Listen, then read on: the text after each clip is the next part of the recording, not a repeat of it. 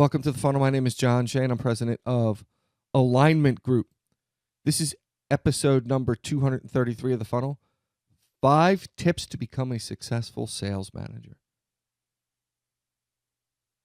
Before we begin, I want to remind you to head on over to alignment-group.com/the funnel. Subscribe and receive the show notes. We send that out weekly every Thursday.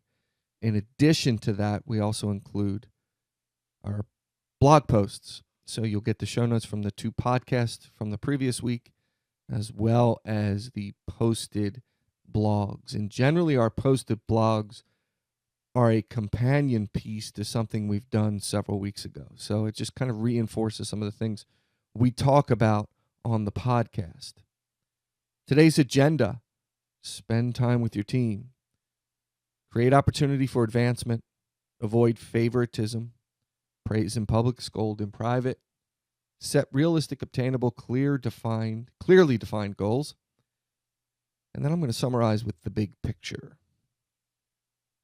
So let's talk about spending time with your team. Now, I've done various forms of this podcast before when I've talked about coaching and development and meetings.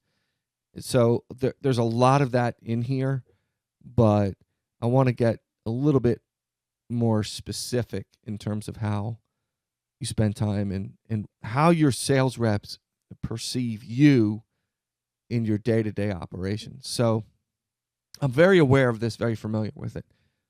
We tend to, as managers, and in my role as sales manager in previous lifetime and VP of sales, we're very strapped for time.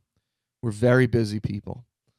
Not only are we trying to meet the needs of our team on a daily basis, we have to meet the needs of our bosses in terms of what they're looking for in revenue and profit, et cetera, et cetera. We're also trying to meet the needs internally of some of the more administrative type processes to make sure that we're kind of following the rules and doing what we're supposed to be doing and participating in any changes or evolving processes or development. So there's a lot to what we do. And it ends up, in many cases, taking over our existence. We run from meeting to meeting. Our email box is full, text messaging, phone calls. It's a nonstop parade of things coming at us. And we put aside what might be the most important part of our job. It is the most important part of our job. And that's mentoring, developing, and training our people to be the best that they can be, because the outcome is obviously positive. You have people that stay a long time. You have growth in revenue and profit, and everybody's happy. But we tend to go in the direction of the busy work. Somebody needs us for a meeting internally. We're responding to an administrative request. And there's all these things coming at us and we're just jumping on them. Or maybe it's a deal that just needs to be closed and you're putting out the deal fire. So when I say spend time with your team, I'm really talking about being productive in that time. Okay? Be there when they need you. Make it important and make it an important part of your day. So set aside time for your team. Okay? Be available. What I mean by be available is, look, you have your weekly team meetings and you might have your individual meetings and your coaching sessions. Hopefully you're setting all this up where you're going out in the field, but a lot of you aren't doing that. So you obviously need to do that. In addition to that, make time to respond to the requests. Okay? Don't overschedule your day. You're just going to have to say to people internally, I don't have time for that. Okay, so one of the things that used to drive me crazy with sales reps is they would, you talk to them about paperwork or whatever, and they would say, well, do you want me to sell or do you want me to do paperwork? And my response is yes. Provided that the administrative side of your job is not overwhelming, I expect you to do both, okay? So that's not the kind of response you want to give your bosses when you say, I can't go to this meeting, I have to spend time with my team. Do you want me to sell? Do you want me to manage my team? Do you want me to make the number, okay? Or do you want me to come to your meeting? That's immature. So what we want to do is we want to make it clear that the most productive you can be is working with your people. So don't come across as that manager that doesn't want to help them. Oh, they don't want to help me. He or she is never around when I need them, right? You don't respond to text messages. You don't respond to phone calls. Okay? That's not good. They want you to spend time with them. That's the dirty little secret. But they want it to be productive time. They don't want you just to spend time with them to spend time with them. And I had this conversation, I think I've said this before in the podcast, about a particular client. He wasn't spending enough time with his team, a VP of sales. And we talked about that, and we talked about what that looked like, and we worked out a plan for him to start doing that. And what ended up happening was they thanked him because he was more available to them, and he wasn't overscheduled. And he responded to emails and text messages on things they really needed him for. And that changed the whole dynamic of the team. If sales reps aren't exceeding their quotas, and if you go by the numbers that are published out there, it's about a third are actually meeting or exceeding their numbers across the spectrum of salespeople. If that's the case, don't you think it's more important to spend time developing them and working with them and helping them and responding to them than other things? Now, some might say, well, I'm constantly getting emails and texts and I'm putting out fires every day. That's not what I'm talking about. Okay, I understand that happens and you need to work through that. That's generally based on the fact that you really haven't set your day up properly. The coaching, the training, the development, all of those things that are part of what you do on a daily basis will help you with the fires. Okay? I'm really talking about being available for the stuff that's important to the company and to the growth of the company. If you have to go close a deal for a rep every time they're in a big deal, you have another issue on your hands. You need to work through that. Okay? But if you listen to where they need help and what they need help with, and you're available for that, and you respect their ideas, you're going to find loyalty grows. You're going to find revenue and profit grows. You're not going to have as much turnover as you once had. Now, it's provided you hire the right people and put them in place. But you understand where I'm coming from here. Be specific in your responses. Don't give them BS, watered down messages. Be very specific. I'll talk a little bit about that in the future. In this podcast, in the future. Later on in this podcast. So remember, put some time in your schedule to be available. Okay? If you don't like text messages, you don't like voicemails, tell them the best way to communicate with me is this way. And this is the time I'm available. Next, create an opportunity for advancement. We've talked about this before. I want to bring some additional, maybe some clarity to this. These are the things they're not telling you. Okay, if you want to know why a good rep leaves your company, well, it's because you don't communicate with them. Or maybe there's no opportunity for advancement. They're going somewhere else because they're not getting what they need from you or the company. Make no mistake about it, money's important.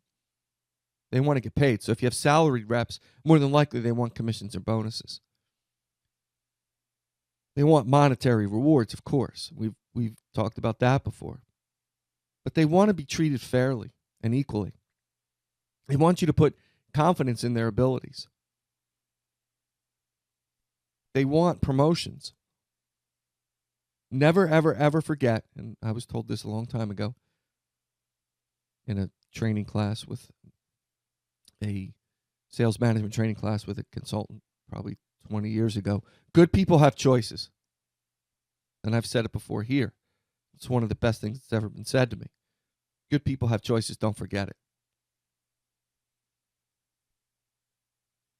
They want to hit their goals. They want to succeed. They want to make money. They also want to move up the food chain. in some form or fashion. And if you don't provide that for them, that opportunity, they're going to go somewhere else. And look, it's kind of a three-pronged approach, right? They want to make the money so they can pay for their life. So money and compensation is important. They want the opportunity to advance their career, whether that's with your company or somewhere else. And here's and as you get into discussions of millennials and et cetera, millennials want to give back in some way. They want to feel like they're contributing.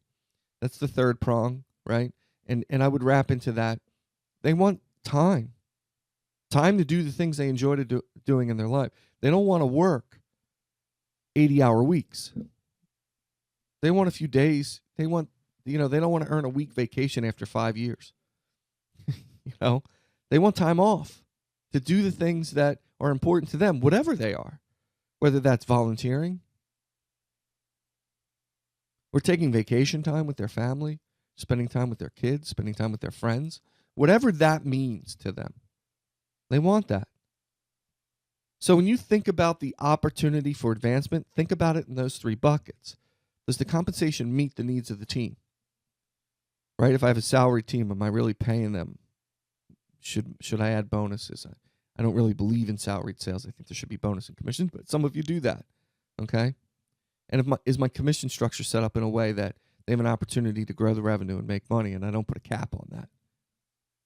Are there internal promotional opportunities, more responsibilities? Are they seeing me for what I am as a rep? And does that provide an opportunity for me to do more inside the company? And then finally, as a reward for all the work that I do they see that family time or time off or time away from work is valuable to me, especially in keeping my head in the game? Because we all need to walk away once in a while, take some time off, and do the other things in our lives that are important to us, so we come back with a fresh start. So to me, that's sort of a well-rounded approach to the advancement, creating the opportunity for advancement. Next is avoid favoritism. This is really hard for everybody. This is hard for parents. This is hard for teachers. This is hard for managers. This is hard for sales managers, VPs of sales. It's hard. Okay? I have 3 kids, 3 girls, and they all tell me that they're my favorite. And I tell them I have no favorite. As a joke, I tell them I dislike all of them in equal amount. I try not to show favoritism. Now, that doesn't mean, so let's talk about that for a second. Favoritism doesn't mean you don't treat people differently, okay? Because some people need different conversations than others. Some people respond to motivational talks, others with stuff, prizes. We had a rep that just years ago, I'll never forget it. Hitting his number was not important to him. Profit was just not important. Revenue was not. But prizes, you put a flat screen in front of that guy, silly stuff. And man, he worked hard to get that. So keep in mind when I say favoritism, everybody needs something different. Everybody needs, and that's understanding your team and talking to them. What I'm saying is the culture, if it's set up for that kind of favoritism, it's a terrible place to be.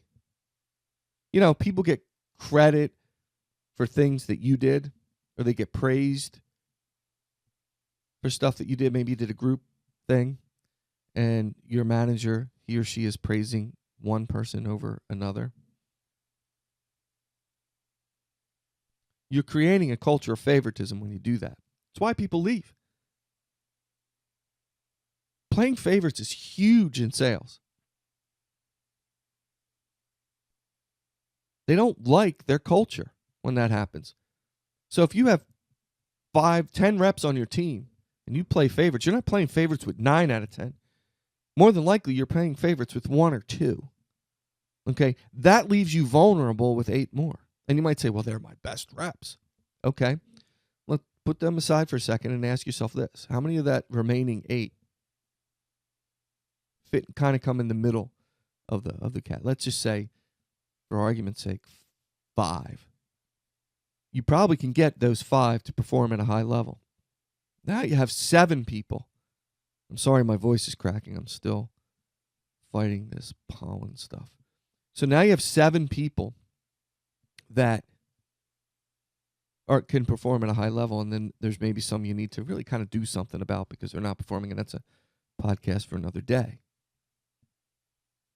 Again, good people leave. So those middle of the road people, maybe they walk out the door and they go and they become highly successful somewhere else. Of course, you're not going to pay attention to it because they're somewhere else.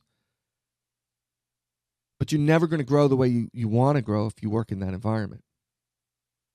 Culture is important to people. They spend the vast majority of their life with you in your company.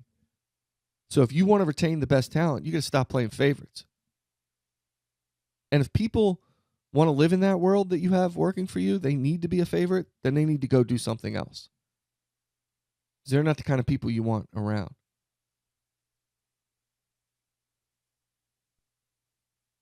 A great coach on a football team brings out the best in their teammates, in their players. To give you an example, people hate this. You either love or hate the Patriots, right? The football team. Because they win all the time. So if you're on the other side of the fence, oh, they're cheaters, they do this, they do that, blah, blah, blah, blah, blah. If you're in that environment, you're happy. And I'd say the vast majority of the players on that team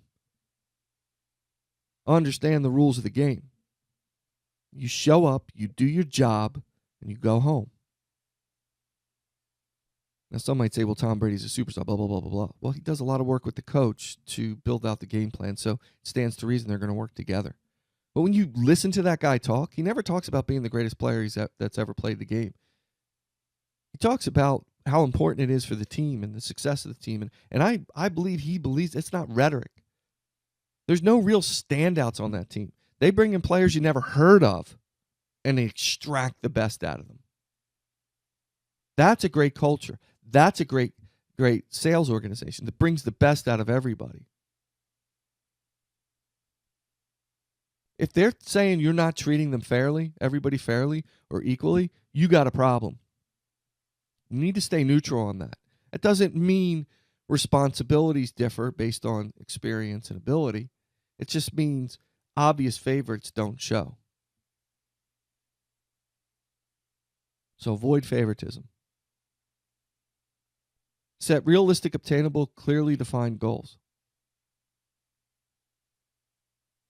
Okay, I'm talking beyond just feedback. Hey, you're doing a great job. Or praise. You need to help them set the priorities. Very defined, and we talked about this before. And then you need to coach them through that. Here are the goals. It's clearly defined. This is obtainable. And this is how we're going to get there. I'm going to help you get there. Okay? So I go back to sports. You want a team to win. You don't say, we want to win this many games. This is how we want to do it. Go do it. You want to help them reach their goals. And if they have concerns, you need to answer those concerns. So it's not about just putting the number out and providing feedback and praise on that. You help them set the priorities that they need to set to reach that target. Then you teach them how to get there. That's what I mean by setting realistic, obtainable, clearly defined goals.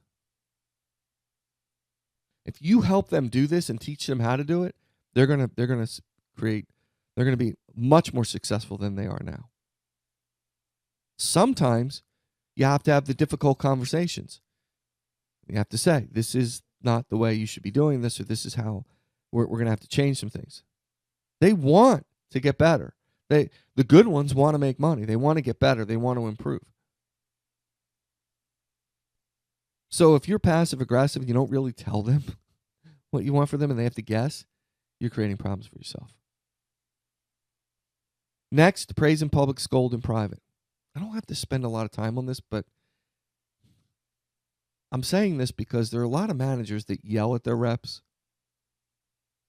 in front of others. They get frustrated and angry and they let their emotions get away from them. You're in a discussion. Maybe it's in a public. Sometimes in sales meetings, full sales meetings, you get that one rep that just wants to bust your chops. Be the bigger person. Get a hold of your emotions. That's your job. If you need to calm down and walk away, that's great. You need to pull them aside and say, listen, in sales meetings, this is what we're here to cover, the facts. We're here to go through the process. We're not here to argue things. If you have a concern with something that we're delivering in the large meeting, please see me one-on-one in private, and we'll work through that. I will listen to what you have to say. And I will hear your words. And I will help you get through this. And if I need to make a change based on what you tell me, I'll make a change. Okay?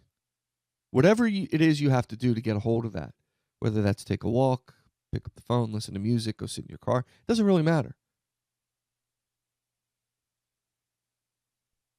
Most sales reps don't respond to that. They don't like that. I wouldn't either. Some people leave, they quit because of the way the manager performs and speaks to them in public. And we're not perfect. Listen, I make mistakes. I tell you this, when I've made them, I apologize. Listen, I'm sorry I got angry. I shouldn't have done that. Sometimes I apologize in public. Hey, listen, I got upset the other day, yelled at Bill over there. It was wrong. I shouldn't have done that. And we'll take care of it. We had a situation in a training where one of my reps did something to another manager. He was kind of scolding him a little bit for being late for a meeting. And I had to go talk to both of them individually. We don't do that in public. It's not how we operate. Be the better person. Tell that to my kids all the time. If one does something to the other one, they want a public flogging. What are you going to do about it? Well, what I'm going to do about it is between me and them. Okay? And I'll have that conversation, but I'm not going to do it in front of you. Okay? I'm not here to give you satisfaction.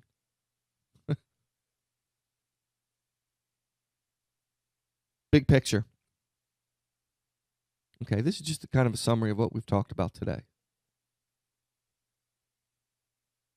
I just advanced the slides. I'm going to go back. There we go. Sorry. So for those of you in video, sorry about that. Don't assume. When you assume, you make an ass of you and me, right? You've heard that before. Don't assume. Really listen to your team. Be available to them. Create clarity and understand your job is to support their success. Your job is to develop a successful team. And that really starts day one with you. Full accountability. Listening to them. Making yourself available. No emotional responses or outbursts. Responding with clear insight. They'll love you for this. And they'll follow you anywhere you go. Thanks for subscribing to The Funnel, lyman-group.com/The Funnel. Social media, you can find us on Facebook, Twitter @ShayJohnR, and LinkedIn, of course. Email me, jshay@alignment-group.com. Of course, the website, alignment-group.com. Again, thank you for subscribing and keep filling the funnel.